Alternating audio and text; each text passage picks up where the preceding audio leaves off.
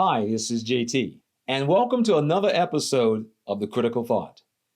In our upcoming video, we will examine how the Watchtower Society is literally using legal maneuvers to avoid liability and responsibility as it relates to lawsuits. You're listening to The Critical Thought, where we challenge our listeners to use critical thinking when examining the teachings of Jehovah's Witnesses.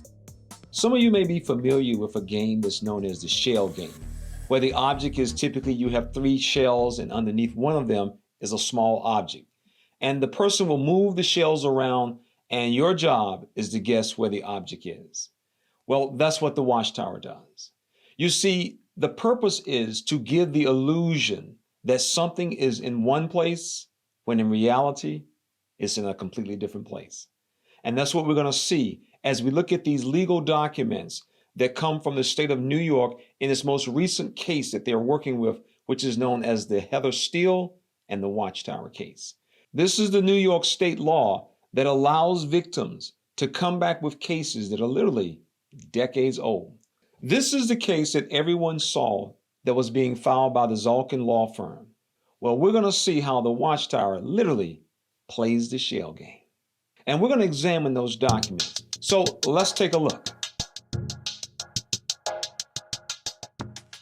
If you've ever wondered why the Watchtower formed the Christian Congregation of Jehovah's Witnesses, we're going to show you some documentation, and we would like for you to read this on your own as well. And then you can decide, why did they really create the Christian Congregation of Jehovah's Witnesses? So what we're looking at is the legal brief that Zalkin's law firm filed in court. And we're going to pick up around about point 27, because what we're seeing is Zalkin has immediately identified what the basic challenge is. And that is the Watchtower is using this new corporation basically to replace what the Watchtower does. One of the things that he makes a point is that in point 27, he makes the point that the service department, and for those of you who are not familiar with the service department, this is the department at Bethel that handles all judicial cases, disfellowshipping, reinstatements, and is where all the records of all actions are taken in cases such as Heather's. From this legal document, we can see that the Zalkin's law firm is claiming that the Christian Congregation of Jehovah's Witnesses, better known as CCJW, is nothing more than a front company. That's really what it really is being described in this document.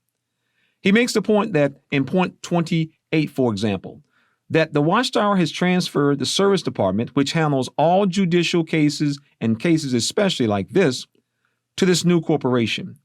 But they transferred everything over, all the file cabinets, all the staff, all the Xerox machines. It's the same thing. Let me give you an example of how this works in practical terms. The day before the Christian congregation is formed, an elder calls the branch. He's transferred to the service department. He talks to Brother LeRoy Johnson. Brother LeRoy Johnson pulls up his congregation, creates a file, and discusses whatever the issue that is on the table. The next day, the Christian congregation is formed. A couple of days later, after the Christian congregation has been formed, the same elder calls back. And who does he get on the phone? That's right, you guessed it. He gets LeRoy Johnson on the phone again. And he pulls up his congregation information, and they continue to discuss the matter that they were talking about a few days earlier. But the object remains the same. The service department is just now under a new shell. And that is why in point 29, he said it's nothing more than continuing to operate the service department the way the Watchtower was doing.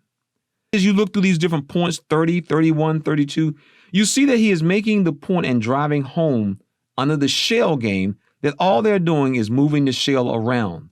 Underneath the shell, regardless of which shell it's under, is still the little object.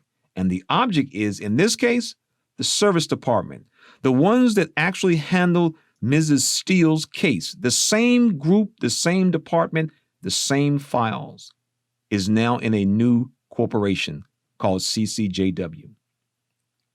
He also indicates that this was a result is nothing more than something that's fraudulent. In order to do what? According to point 34, in order to escape the Watchtower's liabilities in this case. Not only this case, but any other case. This is what we referred to in the video we did on the $35 million lawsuit, where we talked about the society setting up these corporations and starting to use them. And this is what we are seeing as Zalkin is bringing out. This is what they're doing. They're using the CCJW as nothing more as a cover.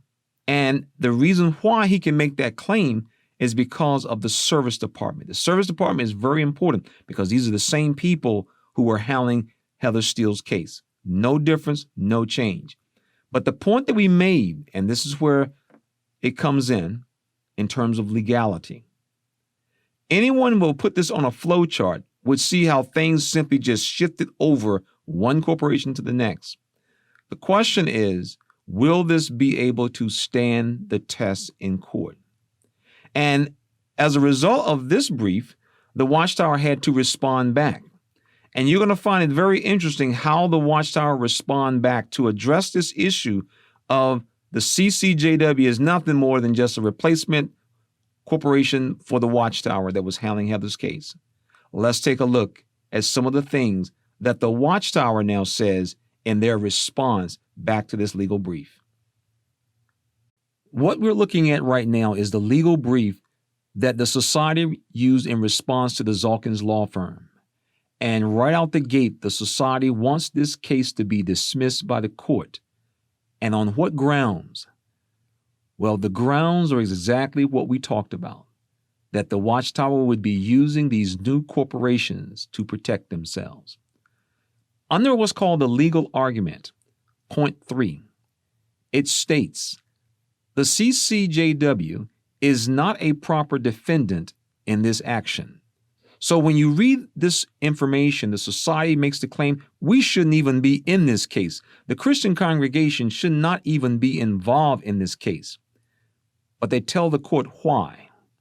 And this is the point that we have been making for as long as we've been looking at these new corporations popping up. Section point A, under A of the legal argument, it says that the CCJW cannot be liable for acts that occurred prior to its existence. I'll read it again. The CCJW cannot be liable for acts that occurred prior to its existence. When you drill down into the legal brief, the society puts it in plain terms. The plaintiff, in this case is Heather, is suing the CCW, which had nothing to do with any of the underlying claims. By the plaintiff's own admission, all alleged acts of abuse occurred before 1982, approximately 18 years before the CCJW was incorporated. There you have it.